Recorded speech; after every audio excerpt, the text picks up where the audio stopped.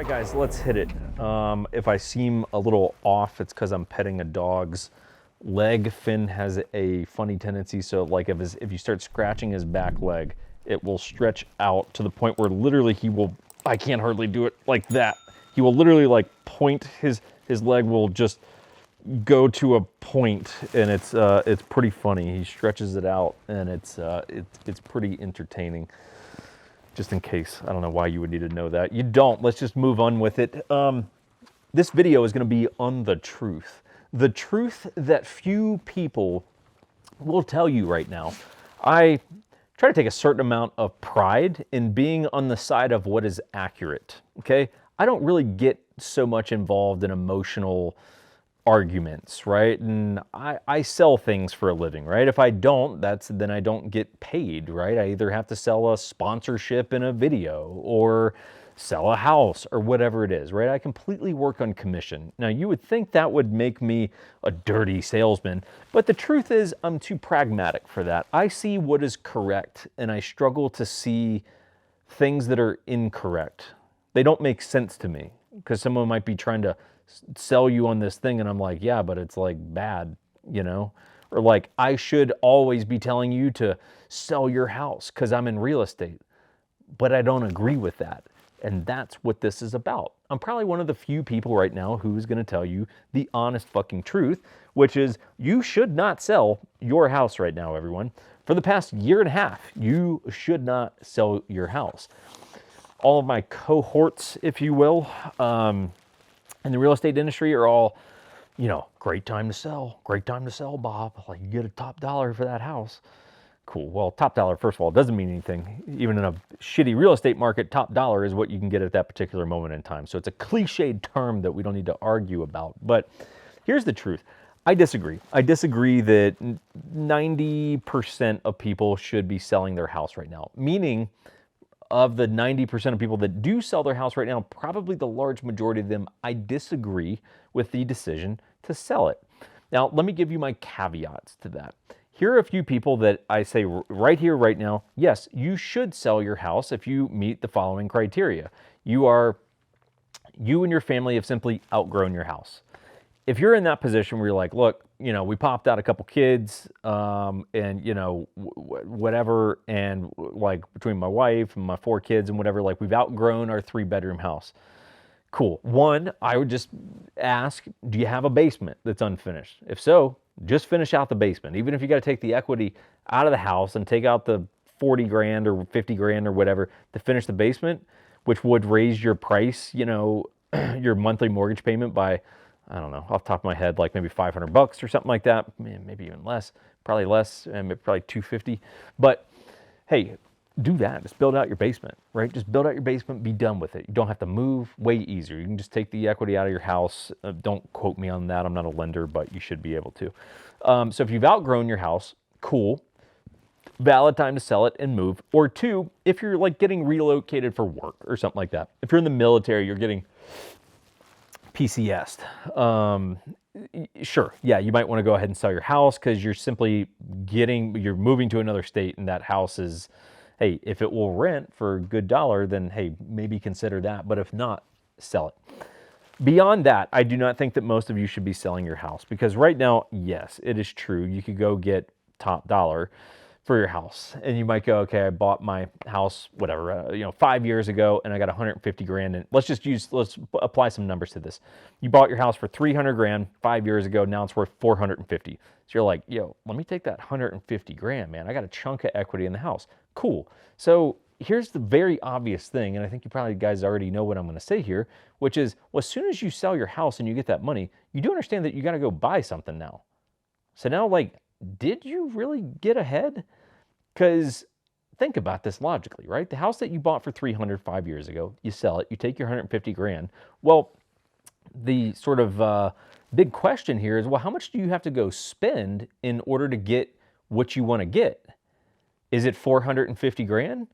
Then, okay, like, so you sold your house for 450, you got 150 grand, you went and got another house for 450 grand, you put down 130 of that probably by the time you took out commissions and everything.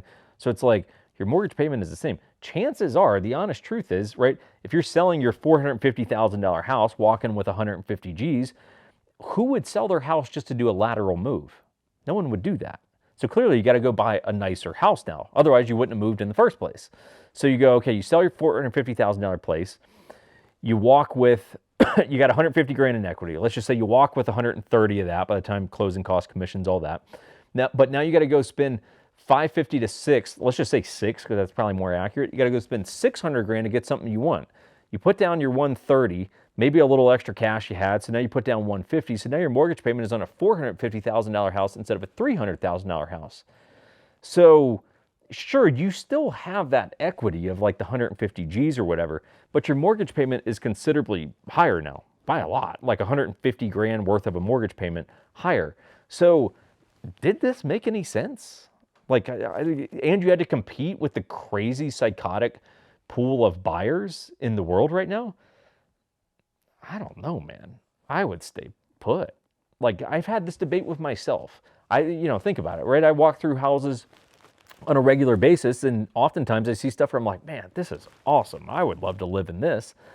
And I debate it, and I'm like, man, maybe I sell my house and move into this. But you're like, why, man? I'm going to sell my house, go through the pain in the ass of moving, listing my house, doing all that kind of stuff, walk away with a good chunk of cash, but then I got to go to the pool of buyers and buy something.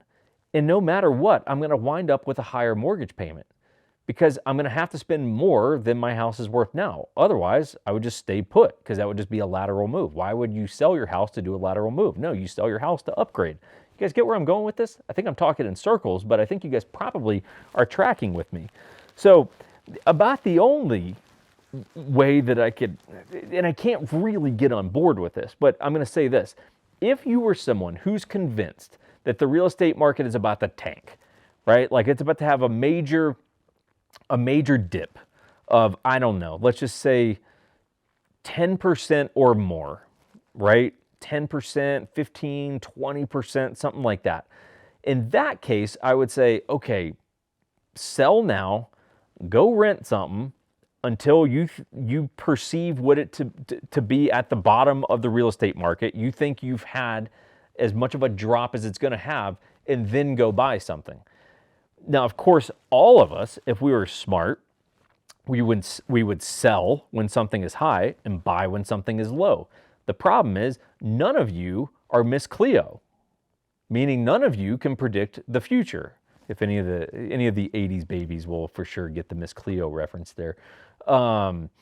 So man, I hope that lady made a lot of money back in the day. Her fucking commercials were everywhere. So you would of course sell high and buy low if you could, but the problem is none of you, myself included, right, who's more knowledgeable than most, know what's going to happen with the market. So yeah, you could sell your house now and then wait for that theoretical bottom of the market, but you don't know even if that's going to happen, and you definitely don't have the ability to predict when we are at the bottom. So you're playing this guessing game. So the truth is, for 90% of you, don't sell your house. You have no reason to. If you're adamant about it, you're like, nope, I'm willing to sell because I am going to upgrade and I'm comfortable with that because I make a lot more money now than when I bought my house, or we've outgrown it, or I'm getting relocated. Cool, rock and roll, man. No judgment on my part. I'm looking out for you guys. I'm just saying my 2 cents. I would not sell your house right now. And the proof is in the pudding for me. Have I sold my house? No. Have I thought about it multiple times? Yeah. Did I? No. Because it doesn't make any strategic sense, or logical sense, right? It just doesn't make any sense. I don't want to go deal with the chaos out there right now, right? It's a mob scene in the real estate market. I don't want to deal with it. I can sit in my house. My payment is where it is. I'm comfortable with it. I like my house. It does everything I needed to do. I ain't fucking going anywhere, okay? But that's just me. You do you, okay? You do you. Everyone, talk about bourbon. So disclaimer, I have not tried this yet. I've been excited about this for a period of, I don't know, probably a year. I'd wanted to get my hands on a bottle of Green Spot. So you can judge me if you want, but I stand by this. I actually like Jameson. I think Jameson is quite tasty. I think it's a good, and it's really, might be the only Irish whiskey that I have, and this is coming from an Irish man. And Green Spot was recommended to me by my buddy Vern, who sort of helped, at least helped lead me down the bourbon path as I was getting going.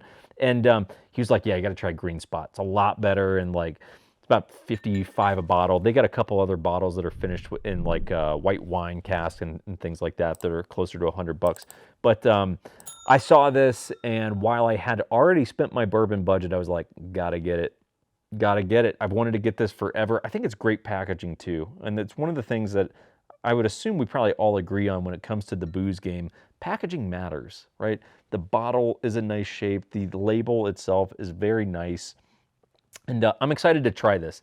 It'll probably be a little bit before I try it just because I have kind of a system that I follow and I need to get through a certain amount of bottles right now before I can crack any new bottles. So I'm on a pause on opening new bottles right now, but we'll pick this up. I'll let you know how it is once that I open it. But beyond that, subscribe to the channel, drop us a comment here and there. I don't care if you leave us the best emoji that there is, which is this guy, because no one knows what that one means, which is why I love using it so much. It's the best emoji, because what does that mean?